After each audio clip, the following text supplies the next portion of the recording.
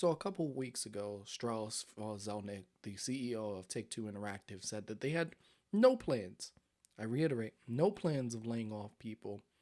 But yet, we find ourselves in another predicament where they lay off 5% of their workforce. Let's talk about it.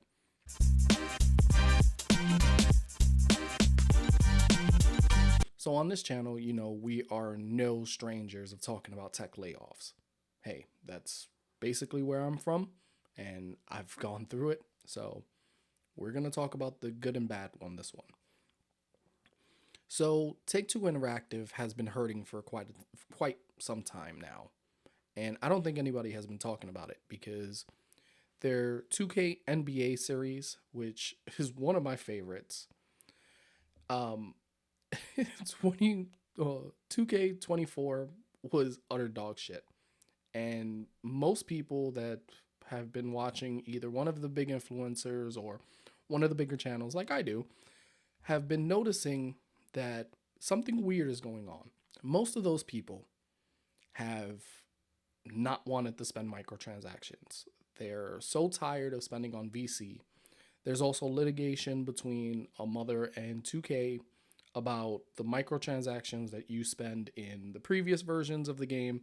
They don't transfer to the new version of the game, and you basically, everything is done with the game, move on to the new servers, nothing carries over. I think from my perspective that this is actually a snowball effect where you have all this microtransaction stuff that no one is effectively spending on, nor are they wanting to support anymore.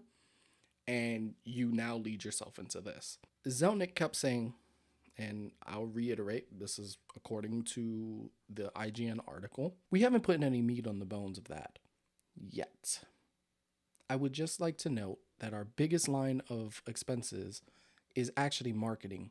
We do think that we can optimize that. We also have third-party expenses, software, other vendors, supply services, and we also find opportunity there. The hardest part or the hardest thing to do is to lay off colleagues, and we have no current plans. From you going from this all the way to the point where now we're actually seeing people getting laid off, there's a bigger overall goal. If you think about Take Two and all the properties that they own, Grand Theft Auto, the sports series, all this stuff, and people are starting to not spend any microtransaction, especially in GTA 5, because 6 is around the corner.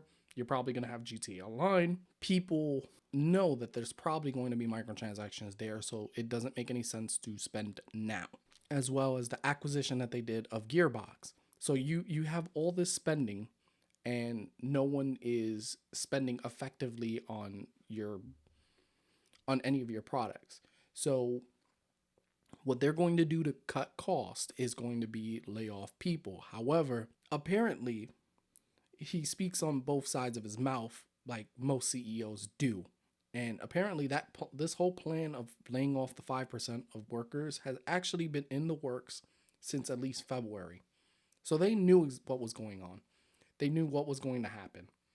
People not spending, all this other stuff like that was just a snowball effect until we get to the layoffs.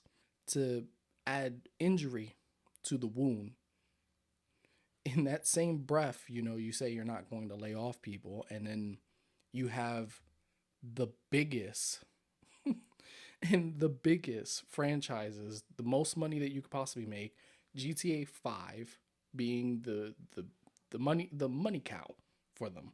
It keeps on. It's a game from the PS3 era that has made billions. You move over to PS4, it made billions again. PS5, they re-released it, it made billions again. And yet you can't survive to have these guys on payroll. But then, you also have this part of it as well.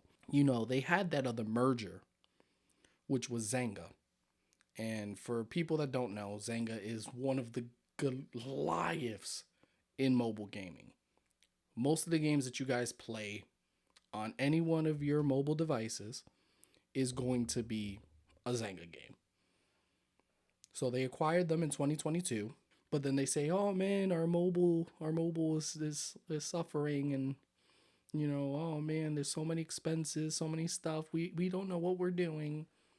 It's bullshit. It's all a front. We're trying to maximize as much profit as we can. You see all the tech companies laying people off and telling everybody, "Oh, kick rocks. We'll support you for like the 1 month or so."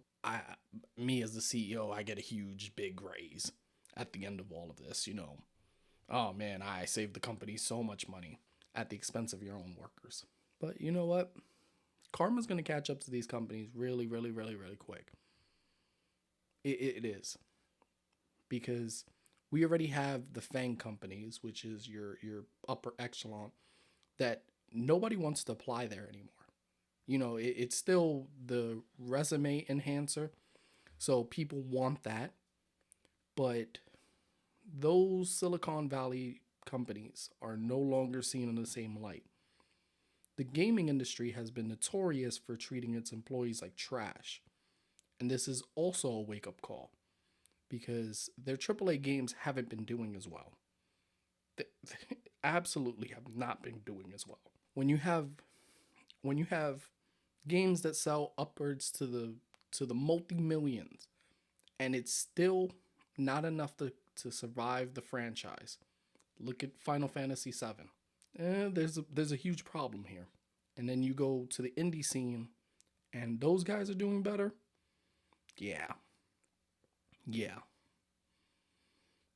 But let me know what you guys think in the comment section below. I would love to hear what you guys got to say. And with that one, I'll see you on the next one. Peace.